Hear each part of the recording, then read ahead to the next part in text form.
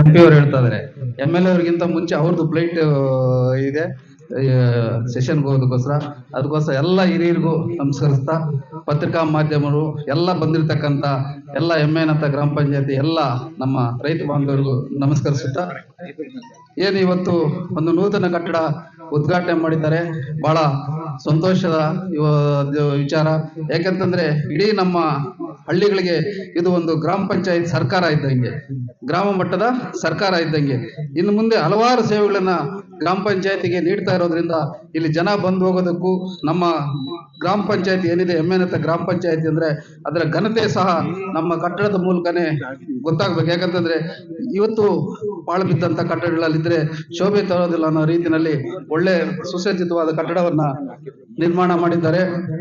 ಅದಕ್ಕೋಸ್ಕರ ಈ ಒಂದು ಸಮಾರಂಭಕ್ಕೆ ಕರೆಸಿ ನಮಗೂ ಆಹ್ವಾನ ಕೊಡೋದಕ್ಕೆ ಎಲ್ರಿಗೂ ಥ್ಯಾಂಕ್ಸ್ ಹೇಳ್ತಾ, ಏನು ತಾವೆಲ್ಲ ಮಹಿಳಾ ತಾಯಂದ್ರೆ ಇಲ್ಲಿ ಬಂದಿದ್ದೀರಿ, DCC ಬ್ಯಾಂಕ್ ಇಂದ ತಾವೇನ್ ಸಾಲ ತಗೊಂಡಿದ್ರಿ, ದಯವಿಟ್ಟು ಆ ಒಂದು ಸಾಲವನ್ನ ಮರುಪಾವತಿ ಮಾಡಿ. ಕಾರಣ ಏನಂತಂದ್ರೆ ಇವತ್ತು DCC ಬ್ಯಾಂಕ್ ಅಧೋಗತಿಗೆ ಹೋಗ್ತಾ ಇದೆ.